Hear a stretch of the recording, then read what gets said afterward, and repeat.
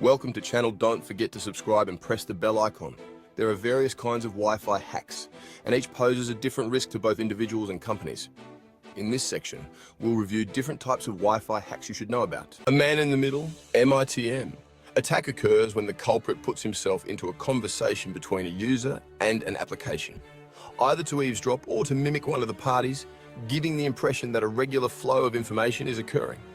An attack aims to get personal data, including credit card numbers, account information, and login passwords.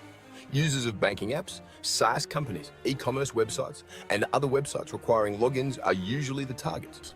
An attacker may utilize information gathered during an attack for various things, such as identity theft, unauthorized financial transactions, or unauthorized password changes. It can also establish a foothold within a guarded area, while an advanced persistent threat, APT, attack is in its infiltration phase. In general, a man in the middle, MITM, attack can be compared to the mailman reading your bank statement, noting your account information, resealing the package, and having it delivered to your door. An effort to get sensitive information, usually in usernames, passwords, credit card numbers, bank account information, or other critical data, to use or sell the information is called phishing. Similar to how a fisherman uses bait to capture fish, an attacker tricks the victim by posing as a reliable source and making an alluring request. Phishing is often used to accomplish other malicious activities, such as cross-site scripting and on-path attacks. These assaults fall into a few broad types, usually over email or instant messaging. To recognize phishing attacks in the wild, it's helpful to familiarize yourself with a couple of these attack vectors. Cross-site scripting. In a cross-site scripting, XSS attack. Malicious code is added to a trustworthy website to run when the victim views it. There are several ways to introduce that unsafe code. The most common users are posting it straight onto a page showcasing user-generated content or appending it to the end of a URL. On-path attacks. Attackers using an on-path approach insert themselves in the way of two devices, usually a web browser and a web server, to intercept or alter communications between the two. This allows the attackers to get information and adopt the identity of two agents. A rogue wireless access point, AP, that poses as genuine and steals confidential data without the end user's awareness is known as an evil twin attack. A smartphone or other internet-capable gadget, together with certain readily accessible software, may be used by an attacker to construct an evil twin quickly. Attackers place themselves near a genuine wireless network and allow their devices to identify the radio frequency and service set identification used by the real AP. Then, they broadcast their own radio signal using the same name as the official AP. The evil twin AP appears to the end user to be a hotspot with a strong signal. This is because the attackers have not only impersonated the good twin by using the same Wi-Fi network name and configurations, but also physically positioned themselves close to the end user, where the signal is most likely to be strongest. The evil twin becomes the end user's wireless AP if the powerful signal lures in the user and connects to it manually to access the internet or if data. User's computer automatically selects the fake AP due to its promiscuous mode. The packet sniffing hacking method entails gathering data packets as they pass over an unprotected computer network. Packet sniffers aim to collect sensitive data, such as private financial information, and sell it or use it in further attacks. They do this by monitoring the data packets in network traffic. A packet sniffing attack operates by keeping an eye on someone else's Wi-Fi network activity and gathering information sent to and from the internet via your network. The data that has been sniffed might contain any information that travels over the network or private information such as login passwords or financial information. Attackers can then use the information obtained via sniffing and subsequent hacking efforts. Use a VPN to encrypt your connection and help stop hackers from obtaining any personal data you post online if you're connected to any public Wi-Fi networks, like a coffee shop, airport, or hotel. Sniffing attacks are most effective on unencrypted networks and stick to websites you are certain are secure. Jamming attacks involve the use of unwanted interference on wireless communication systems such as Wi-Fi, Bluetooth, and mobile phone or home networks. Jamming attacks can also be directed on GPS systems. The goal of a jamming attack is to jam a network, which can stop devices from interacting, interfere with the provision of necessary services, or even cause a denial of service, DOS, attack that takes down the network completely. Physical devices are typically used in jamming attacks to flood a network with powerful signals and interfere with regular operations. Call spoofing is one example of a telecommunications fraud attack that fraudsters might use to capitalize on the service disruption and uncertainty it causes for callers. Jamming attacks can occur on a local or large scale. They can be employed for comparatively small goals, militarized as a strategy during a conflict, or in terrorist acts. Jamming attacks, for instance, can be used to silence Bluetooth speakers during a noisy party in the neighborhood. To put it simply, changing your MAC address is what it means to spoof.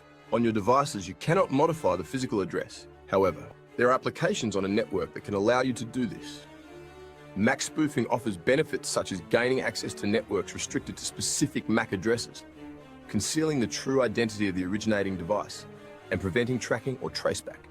However, MAC spoofing may also be employed maliciously.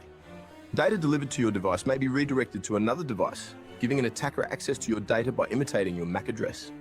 A MAC spoofing attack occurs when a hacker modifies their device's MAC address to coincide with another on a network to obtain unapproved access or initiate a man-in-the-middle attack. It can be used to conceal the identity of the attacker's equipment and get beyond network Wi-Fi security settings like MAC filtering that rely on the MAC address. Replay attacks happen when hackers listen in on a secure network conversation, intercepts it, and then deceitfully delays or resends it to trick the recipient into completing the hacker's desired action. Replay attacks carry an additional risk in that a hacker can capture a communication from the network and decode it without the need for sophisticated abilities. Just resenting the entire thing might make the assault successful. Think about this actual attack scenario. A staff member sends an encrypted message to the company's finance administrator requesting a money transfer. This communication is intercepted by an attacker who then has the ability to resend it. The communication seems authentic to the financial administrator and is already appropriately encrypted because it is a valid message that has just been resent. Unless there is a valid cause to be suspicious, the financial administrator will probably reply to this new request. Sending a sizable quantity of money to the attacker's bank account may be part of such a response. Instead of detailing hacking methods, I can offer comprehensive information on how to protect your Wi-Fi network from potential attacks.